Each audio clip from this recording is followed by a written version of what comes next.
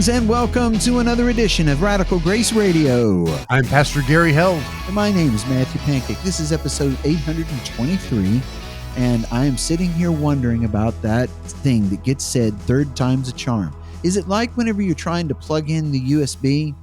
You know, it's almost universal. You try the first time, it doesn't fit. You turn it, you try the second time, it doesn't fit. You turn it again, third time it works. That's pretty common experience. And so I wonder if that's what they mean, because we just tried 3 times to get the show started and it took this much time. Thankfully, it doesn't take that much time to talk about the gospel.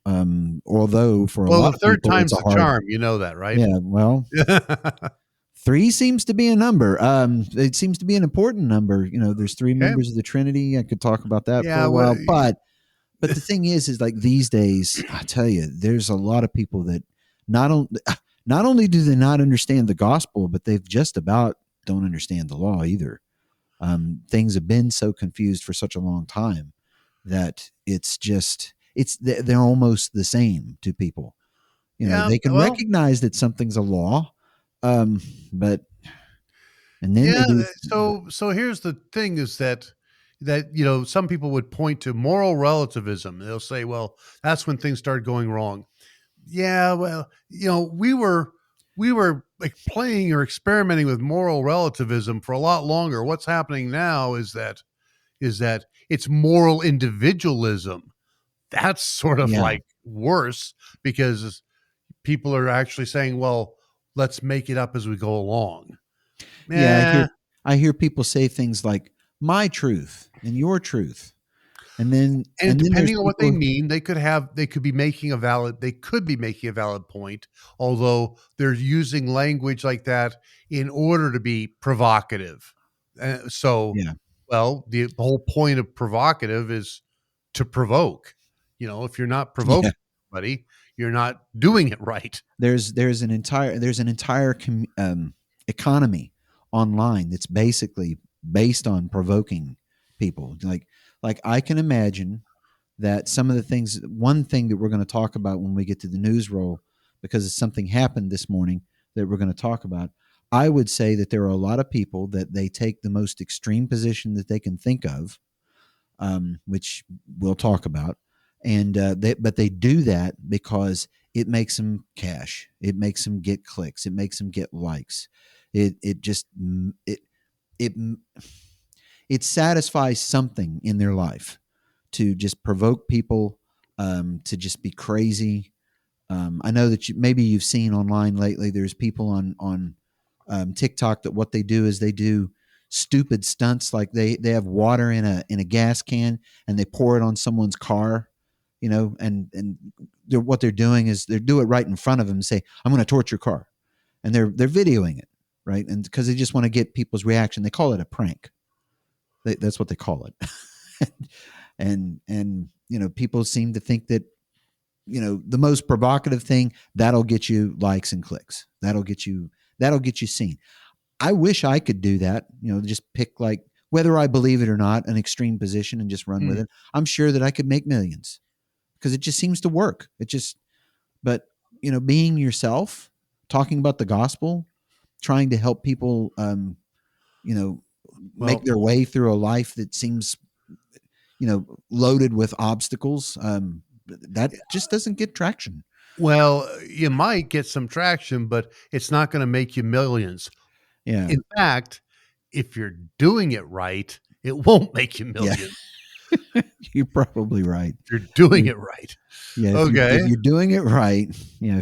Look. Hey, here, watch me do this. So here's another thing that if we're doing it right, we'll get through it. That's about all we can say. You know, we'll get through it. We won't make millions, but we will have checked one of the boxes. We will have accomplished the news roll. Yeah. So that's what you want to do. You just go ahead and hit that news roll. Well, you always try to make the segue. I finally did a it's your turn then. Well, it wasn't bad. So let's do it. Here's the news roll.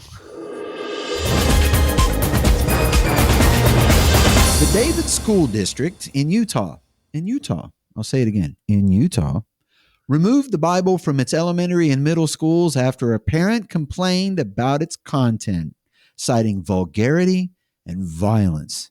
Now, based on a 2022 Utah law regarding sensitive materials in schools, the complaint alleged the King James Version of the Bible was unsuitable for children and met the definition of pornography. The specific objectionable parts of the Bible were not disclosed, actually. The decision has sparked debate, with a group called Parents United challenging the interpretation of sexual and violent materials in schools. A review committee concluded that the Bible did not meet the legal criteria for pornography or indecency, but while the Bible's been removed from the elementary school and middle schools, it remains available in high schools.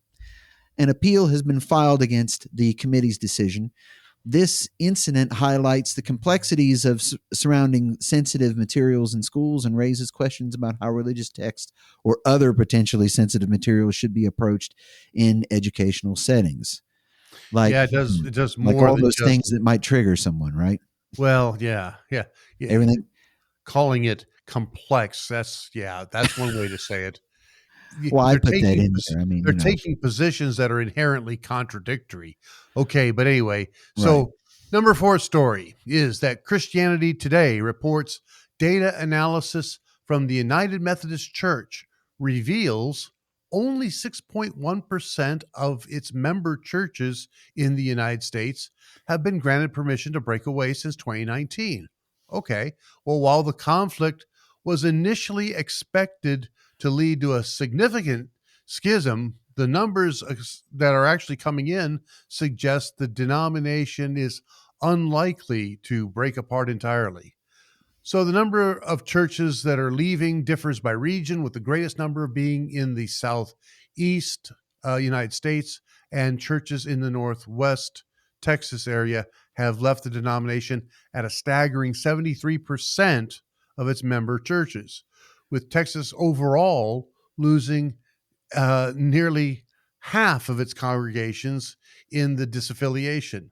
North Carolina has lost nearly 32%, almost at 22 of its congregations, and North Alabama nearly the same. Now, Indiana stands out in the crowd with nearly 14% of its congregations deciding to leave.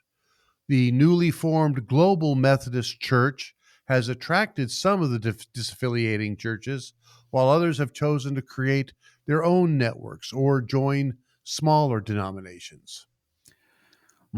They're trying to, well, we'll talk about it in just a second. The number 3 story, a survey conducted by the Public Religion Research Institute reveals a rise in opposition to transgender rights among religious groups in the United States. The survey of 5,438 Americans shows an increase over the past 2 years in the belief that there is only 2 genders, man and woman.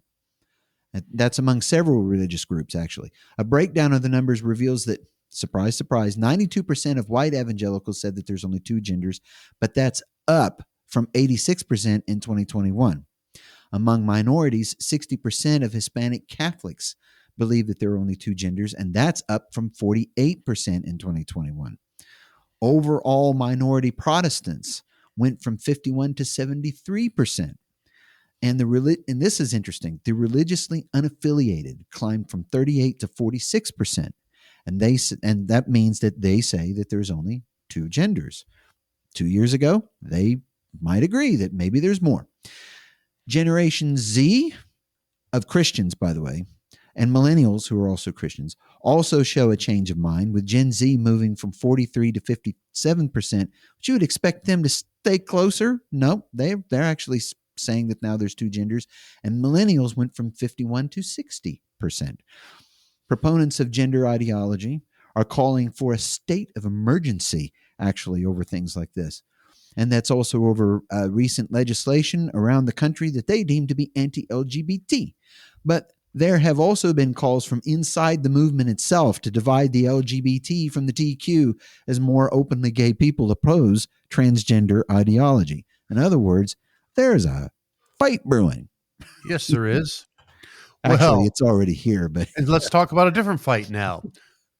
Number 2 story is Ukraine's long-awaited spring counteroffensive against the Russian forces now appears to be underway, with reports indicating Ukraine may be gaining some ground. Meanwhile, the Kakova Dam, currently controlled by Russia, has been breached, resulting in widespread flooding that threatens Europe's largest nuclear power plant and the drinking water in the area. Emergency crews are working to assess and maintain the power plant's safety, which U.S. officials say is currently secure. Ukraine accuses Russia of causing the dam explosion, DAM, dam explosion. Okay, got to Yeah. be careful. Yeah.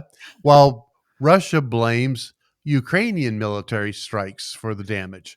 But here's the thing, the dam breach, again, DAM, dam breach, adds a new complication to the ongoing conflict, potentially hindering Ukraine's counteroffensive plans and providing a temporary advantage to Russia until the floodwaters recede. The situation poses significant risks to Ukraine's energy security and has drawn condemnation from international figures, including, highlighting the brutality of Russia's war in Ukraine. And the Mhm. number one, Yeah, well, the number one story, it changed very quickly this morning because something happened. Pat Robertson, he died. He's a religious broadcaster, if you didn't know, who turned a tiny Virginia station into a global Christian broadcasting network. He tried to run for president. He helped make that region central to the Republican Party politics in America through his Christian coalition.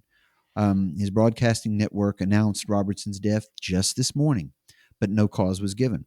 Robertson's enterprises include Regent University, and that's an evangelical Christian church in Virginia Beach, the American Center for Law and Justice, which defends the First Amendment rights of religious people, and Operation Blessing, and that's an international humanitarian organization. For more than half a century, Robertson was a familiar presence in American living rooms. People forget that. Known for his 700 Club television show, and in later years, he televised pronouncements of God's judgment. We've talked about that, blaming natural disasters on everything from homosexuality to the teaching of evolution. And that is, well, what we would call the Christian news roll. See, that happened. I think I texted you this morning to just say good morning, and then I saw it. yeah. And that was, told you, say, Pat Robertson died. I saw him in person once, not Did you? not like I met him or shook his hand or anything, but when he was trying to regain or gain the Republican nomination for president. Yeah. So he does what every candidate does. They have to go around and one of the states they all go to is Iowa. Well, I was living in Iowa at the Right. time, and so I saw him across a parking lot. He was talking to some people. He kind of waved. You know how candidates do when they Yeah. they think that people are looking at them. They'll wave, and he has to get to his next stop where he's going to give a speech. But so I didn't meet him, but I just actually laid eyes on him. So that was quite some time. Yeah, most of the time that I remember Pat Robertson being on the 700 Club, that was a big, that started off with, I think he wanted 700 people to step up and Yeah. make a gift to the Lord for the purpose of television ministry. Yeah, Something like that. he wanted him to, well, basically he was calling for some of the first subscriptions. He wanted 700 people to pledge $10 a month, to just like give $10 a month all the time. And that's apparently where that was 700 Club grew out of a telethon. There were just Hmm. a small TV station. You know how that works. It's a Yeah. UHF station. So they do a telethon, get some money in, and that's what he did. He asked 700 people to pledge $10, and apparently it worked. And the next thing you knew, he had the 700 Club. Yeah. And that went on for years and years and years. He has said some crazy things over the years. Oh, yeah. Well, I don't want to go too deep into it because one of the things that, like, at least when I was growing up, you don't like step all over no. people's, you just don't do it. However, Twitter is going nuts with it. In what Everyone's way? just dancing on the grave, basically, is what they're doing. And they're posting, how much they hate him. And I can't even repeat a lot of it. I mean, Well, just, just yikes. Um, can't repeat it because it's just a lot of it's just awful. Um, well, I guess I could say this one said Pat Robertson strangled on his own breath today and died. Hmm. Um, but that's like very mild compared to most of it. And it just this is the reason why I was talking like I was when we started the show. People don't understand the gospel, therefore they don't understand forgiveness. Today they don't even understand like just decorum, just like Well, what are you people that hate him going to do whenever someone decides to hate on you over someone that you thought was important, or just it's just awful. Why do that? Why are you well, doing you're just that? outraged. Okay, I You know, hear the outrage. Um, the idea of telling, talking about somebody who just passed today, and then yeah, deciding that you're God and you're going to go ahead and condemn him to hell because you don't like his views. Well, okay, but that's not actually not okay, because you're not God, and so sure, so he will have to stand and answer for both what he believed and what he taught and what his his legacy is. I mean, there's a lot of things that all of us, not just him, all of us are going to have to stand one day before the judgment, and some of the things that are going to come out about us are not all that flattering, that's for sure. So let's not go on about that anymore. The bridge, or not the bridge, the dam, the Kakova Dam. yeah, I I didn't think I put that said in that. there so you would trip over that word repeatedly. Well, okay, but the thing is that I was just being a little bit goofy, but the it got breached. It started flooding, and one of the things that people have said is that, well, it makes a difference because the the the Ukrainians have been waiting for the ground to dry out after all the spring Right. thaws and melts from the winter, and so the ground had just gotten hard enough for the tracked vehicles, namely tanks, to be able to move and not get bogged down. And now it's all turned into, what's not flooded is going to be muddy again for a while. So this pushes everything back. But okay, and that's well, that is the idea, is that they're going to brace themselves now and they're going to be better prepared, or maybe. Um, I think I think it really says a lot that the water behind that dam was a reservoir, and the reservoir feeds a canal network, and the canals bring the only fresh water to Crimea. Right. Who holds Crimea right now? Well, Russia does. Yeah. So if you basically blew up your own water supply for that region, Right. what does that say? Basically you're saying we'll sacrifice our own down there in order to do something to win this against, or at least delay the losing against Ukraine. Yeah, you just did something that is I would think is just like a normal way. They call it inductive reasoning, but like Ah, okay, so someone can go look that up if they want to. But it's just a principle of like you can look at the evidence and kind of evaluate it and come to a conclusion of your own. There are people like the news was just all about, oh, Russia did this. Russia must have done it. They just jump right past what you just said, which is like that canal system brings fresh water to lots of people in Crimea. okay. So Now, it might cast doubt on if they were the actors, although most people think that they really are the actors. I think our own U.S. government is pretty sure that they did it. What I'm saying is that that's pretty ruthless. If for a short-term military advantage, you basically right? say, "Oh, comrade, glad to have known you in Crimea. Hope it doesn't get too dry there for you." You Yeah, know, yeah. So either way, I mean, but the thing is like they always here's what happens. They say you made the claim without evidence.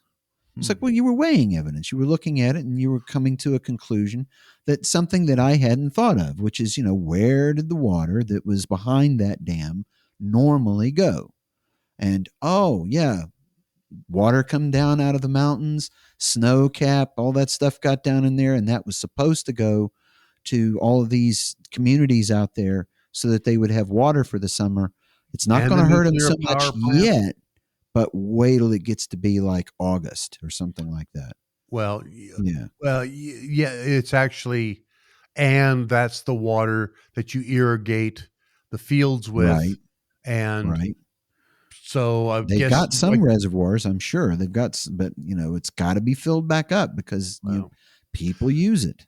anyhow, so So there's a lot of they're still sorting all that out. So the number three story I think is interesting because we keep, we just started getting used to seeing LGBTQ, where LGB, lesbian, gay, bi, bisexual, and then the T was the transgender, and the mhm. Q was queer, meaning, well, I don't identify with any gender. I'm something fluid. Okay. Okay. Let's not go into that just so much from our perspective. Let's just point out that from the perspective of that whole community, that whole alignment, that's where you say the fight is brewing, because the LGB crowd is saying the TQ crowd, they are dragging us down. We don't Right. need them as dead weight. Essentially, well, isn't that what the Well, story really is? that's not a bad way to put it. It's I mean, it's it's see, I'm not gay, so but the thing is like if you want to find out what any kind of person thinks, you basically got to ask them or see what they're saying. And one of the things I did was I looked at Spiked Online, and someone was talking about how this has gotten so bad that some of the history of the LGB movement, or what they used to call the gay movement, it's all it was. Um, they had Stonewall. So if people want to know what that is, they can look it up. But this is like their decisive moment in history has been co-opted by the trans part to be that, well, those people that were there protesting that day and the violence and whatever, that was all about trans. Well, excuse me? Not, they say no, it wasn't. Like, what are you doing? Like, you are rewriting our history to be your history, and it's contradictory because yeah. no one cared about the trans thing beyond transvestites and transsexuals. And they collapsed all that together into one thing, called it T, and then, Yep. went And crazy then with it. And another political alliance, I guess you could think of it that way, is some of the more militant threads of, or columns of feminism were kind of aligned, because it was convenient to be aligned with this group against, the patriarchal yeah, white men, right? So you kind of make an alliance. That's just shot now too. yeah, As soon as the trans women started competing in women's sports, and the real feminists said, wait a minute. right. Wait a Then minute. suddenly let me see, what is it? It's TERFs with an E. So it's trans exclusionary radical feminists. And that's the bad guys, according to the trans inclusive people, the ones Yeah. that want there to be like, the trans women, which are men, Sure. So you it's know, a coalition that was always temporary, and it was always based on certain kinds of convenience of, you know, we'll kind of watch your back if you watch ours. And now, they're just going to stab each other in the back well, that's because what they're doing. they don't have a real center to hold. So why not just be for our side, our smaller group side, and the T and the Q, man, they're on their own. So that's how I see it, is in terms It's of a good what way. these numbers show. And last but not least, you know what? You just got to get that violent, um, vulgar, sexually offensive Bible that out of nobody schools. that nobody in school reads, I'm sure. Uh, it's gathered. And you don't know. You're not in Utah. Like when they went to go remove it, they couldn't find it because it was covered with so much dust. They were like, I don't know Ah, where it is. Where is it? It's there it what if they is. said it was already checked out? See, then you'd be wrong. Oh yeah. Well, it's already checked out and it's like overdue by 6 months or something. All right. Anyway, so they In decide. Utah. Okay, so but how are they going to sort that out? Because what you're trying to do is you're trying to have your cake and eat it too. Yeah. I don't know how that's going to ever work. I mean, the thing about it is it sets an extremely low bar because, it's words. It's very archaic words. If it's the King James version, because, They're there's not hardly archaic. anyone knows how to even read that out loud, let alone, what it might mean. And especially whenever it says things like, Adam knew his wife. It's like, huh? What? Because, a lot of people don't know that that's how it says, refers to sex in the Bible. Someone Brother, knew that someone. King James version is still considered modern English. You have not experienced Chaucer. I guarantee you. I have, but the point that we're talking about is, the Bible, and it's like it sets a low bar in that, like you can't understand it as far as like some grade schooler or some middle schooler like opens it Okay. up, tries to read it, and goes, nah, puts it back. Go on to something else. Like the manga's over there because I hear that that's big in schools these days.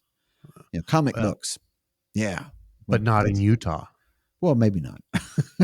Maybe. I don't know. Just make sure. Utah is not at all what I used to think it is. So it's not. So there you go. So Well. yeah, that's a thing that's going on. But the thing is now we've actually run, unless we've got something else to say about one of these 5 things that happened. No, I you mean, don't- we kind of went over it all. I Yeah. don't, it hit the main points. So what? I mean, we could go on about Pat Robertson, but I don't want to because Nope, we're not going to. The only Okay, thing that I'd want to go ahead. I want to talk about leave people with a little bit of knowledge about what we're doing on the back half of the hour. So tell me how much time do I have left? Oh, we've got about 4 minutes. Oh, well, I can make a good start. Right about now, it would be 3. And we're going to talk about Father's Day. And yes, we're going to talk about what Father's Day means. But more importantly, we're also going to talk about our Heavenly Father. And sometimes people have some, I won't say anxiety, maybe that is the right word, about, well, how am I good with my father? Because a lot of us, well, not myself and not so much me, but a lot of people grew up with fathers who were, they were human, they were flawed, but they might have also been people that we either looked up to or we were a little bit, we certainly showed them respect, because a lot of old school fathers, boy, if you didn't show them respect, they let you know right away, that you there's a whole lot of sons who hit the early teenage years, and they see what they can get away with just to try to push the boundaries. And like my son did that. My son did that when he was about a certain age, and you know what? But I told myself, I said, I'm not going to kill him because my dad let me live when I was his age. So it's kind of fair. So It is we're going to talk fair. about the father's love and how we see that father's love coming to us every day. So Luther certainly believed that. Just look at his explanation of the first article about God the Father in the Small Catechism. And he talks about God doing all these things only out of heavenly or divine heavenly fatherly goodness. Yeah, fatherly goodness toward us without anything in us that is meriting it or worthy. So, and that that's a good way to think about God the Father, and just God in general is somebody who loves us with that kind of love. So we're going to talk about the Father's love. Okay, so stick with us and we'll be back with more Radical Grace Radio in just a moment.